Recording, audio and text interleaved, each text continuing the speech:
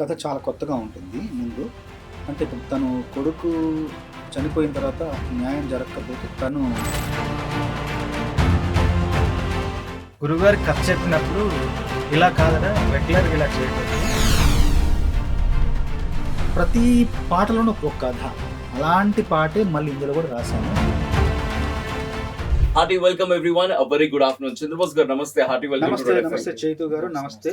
ఈ ఛానల్తో నాకు ఒక చాలా సుదీర్ఘమైన అనుబంధం ఉంది. ఎందుకంటే కొన్ని ఏళ్ల క్రితం, దాదాపు నేను సినిమాలో ప్రవేశించి 31 ఏళ్ళు అవుతుంది. ప్రతిరోజు ప్రతి కొత్త సినిమాకి వచ్చి పాటలు ప్రమోషన్ చేసేవాడిని, పాటలు పాడేవాడిని, పాటలు వినిపించేవాడిని. చాలా చాలా జ్ఞాపకాలు, గురుతులన్నీ ఈ ప్రాంతంతో చాలా ముడిపడి ఉన్నాయి నాకు. అందుకు చాలా మనసంతా ఒక ఉప్పొంగింది మళ్ళీ ఇక్కడికి రాగానే. అబ్సల్యూట్లీ, మేము కూడా we're also feeling so proud and so happy that మీరు అలాగే మీ టీం అందరూ మా షోకి, మా రెడ్ ఎఫ్ఎం స్టూడియోస్ కి రావడం. వెల్యస్ సార్, ధర్మస్థల నియోజకవర్గం పొలిటికల్ ఎంటర్టైనర్ గా మన ముందుకు రాబోతుంది. సో ఈ మూవీ టీం అంతా జాయిన్ అయ్యారు. జ్ఞానప్రభ గారు, hearty welcome to red FM, hearty welcome to Telugu industry. Thank you అండి. ఎలా ఉన్నారు సార్? గుడ్ అండి. సో సార్, ధర్మస్థల నియోజకవర్గం పొలిటికల్ ఎంటర్టైనర్ గా రాబోతున్నారు. What exactly is the movie plot అంటే కనుక what you say? It's not only political, drugs కూడా యాడ్ అయ్యింది. Drugs and politics background. Okay. So అక్కడక్కడ జరిగిన కొన్ని రియలిస్టిక్ ఎలిమెంట్స్ తీసుకొని ఈ స్టోరీ చేసుకోవటం జరిగింది. ఓకే.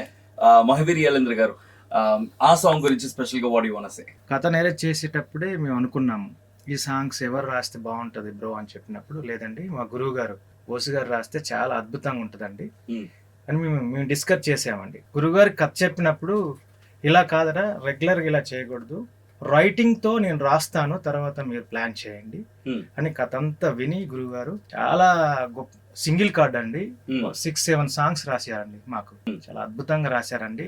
న్యాయం చేయరా దేవుడు అనేది ఎస్పెషల్లీ గురుగారికే సాధ్యం. అది 15 minutes లో సాంగ్ అయిపోయిందండి. రాయడం అంతే. 15 minutes అండి అంతే. That's the specialty of Chandrabose garu. Sir, what is that one thing excite chesindi mimmalni ee story lo that single card ga anni songs elevate cheyadaniki, anni songs rayadaniki ante ganake what do you say sir? అంటే కథ చాలా కొత్తగా ఉంటుంది ముందు.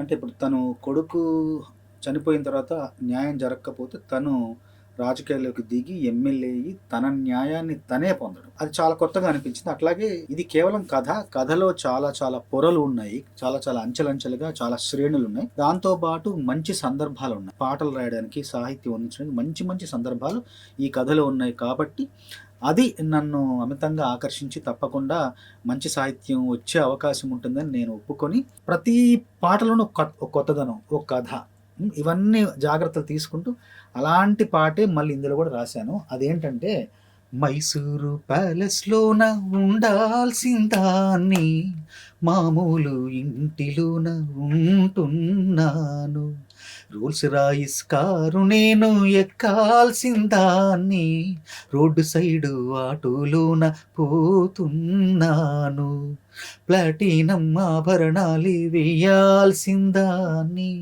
పాత gilt నగలే నేను వేసుకుంటున్నాను, అట్లాంటి ఇట్లాంటి అమ్మాయిని కాను, అన్యాయం అన్యాయం జరిగింది నాకు, న్యాయం చేరా న్యాయం చేరా న్యాయం చేరా దేవుడా, న్యాయం చేరా దేవుడా, న్యాయం చేరా దేవుడా, న్యాయం చేరా దేవుడా, నాలోని అందాలకు న్యాయం చేరా దేవుడా, నాలోని పరువాలకు న్యాయం చేరా దేవుడా. Amazing. 93.5 Red FM